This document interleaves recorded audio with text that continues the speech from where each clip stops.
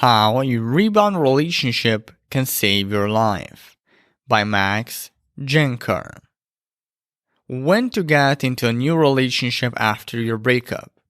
Some people suggest waiting a few months so you're not an emotional wreck anymore.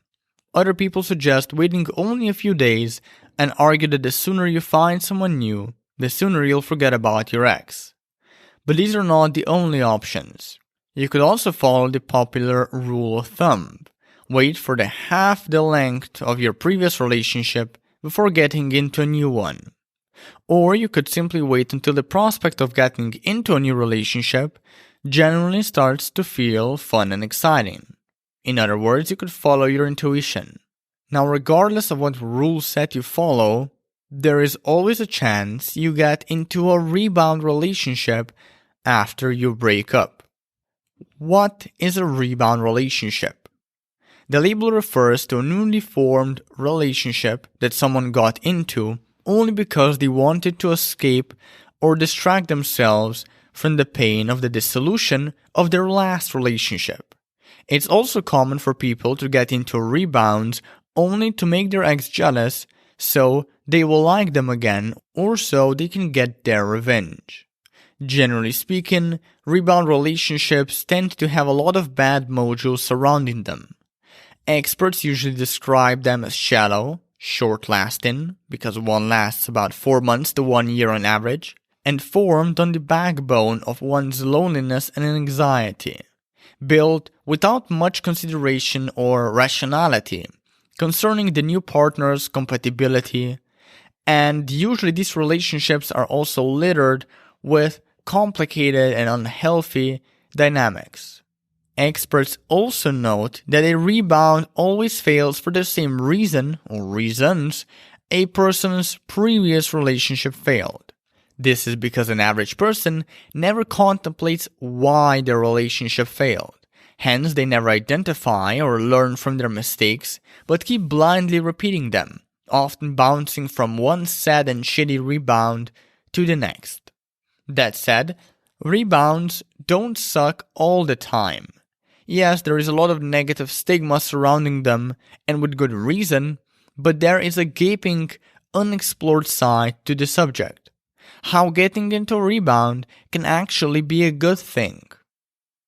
How a rebound relationship can help you. Jimmy was always a needy boyfriend, a control freak riddled with jealousy issues. He always wanted to know where his partner was, what she's been doing, and with whom she's been hanging out with. Because of these insecurities, Jimmy couldn't trust people, especially those he is romantically involved with. After months of enduring Jimmy's bullshit, his girlfriend reached the boiling point and dumped him. Jimmy was devastated by this. It felt as though he had lost a part of himself. Eventually, Jimmy figured he needed to attach to someone new as quickly as possible to soothe his throbbing heartache. So he forced himself onto the dating field and found a new girlfriend. Her name was Anna. The first few weeks of being together were nothing but honeycombs and rainbows. But around week 6, Jimmy's insecurity began to rear its ugly head again. He couldn't help himself. During week 7, he randomly called Anna in the middle of the night only to check up on her, to figure out if she was cheating on him actually. Their conversation even got to the point where Jimmy started asking things like, "Do you still love me?" Or, "Oh, you're with your friend. Well, I don't like that." Yet, whatever embarrassing and needy questions or comment Jimmy expressed to Anna, she elegantly laughed it off, like it didn't mean anything. She even assured Jimmy that she still loves him and that it's okay for him to feel what he feels. Why did Anna respond to Jimmy in such a patient and empathetic way? Because she knew what it was like. You see, she had her own share of jealousy issues in the past. Thus, there was a lot to relate over with Jimmy. Luckily, she has grown past these issues. In terms of attachment theory, she went from being anxiously attached to securely attached. And because of Anna's secure nature, Jimmy couldn't resist being influenced by her. The more times Anna reassured him that she was okay, not cheating, and still loved him, the less jealous, controlling, and desperate he became. Over several months of Anna's support, Jimmy began exhibiting less toxic tendencies and unattractive behaviors, and eventually shifted his attachment style from anxious to secure himself. What this couple created here is truly remarkable. They converted what started as a toxic rebound relationship into a healthy rebound relationship, or simply a relationship. Some of you are probably surprised that this kind of transformation is even possible, but rest assured, it's actually pretty common.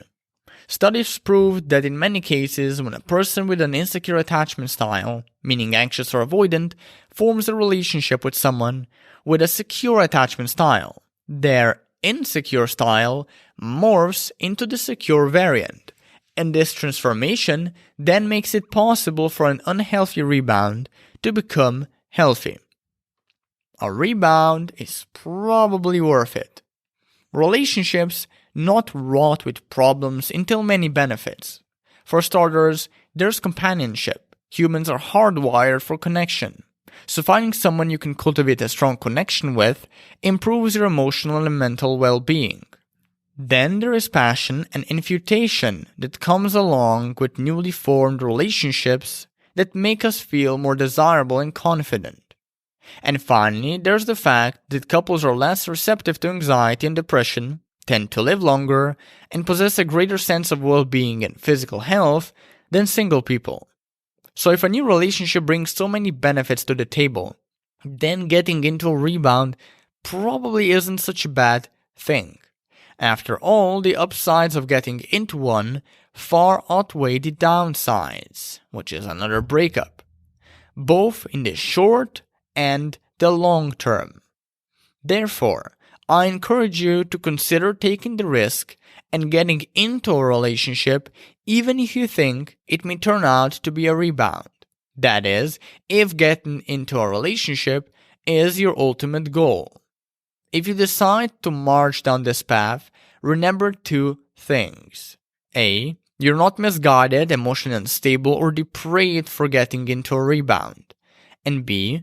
Whether that rebound turns out healthy or toxic, or whether it stands the test of time, or dies shortly after being cultivated, it's worth it. Because even if your rebound doesn't work out, it will still help you get over your ex faster and teach you a lot about yourself, how you approach relationships, how you fuck them up, and where you should direct your self-improvement efforts to avoid fucking up the next one.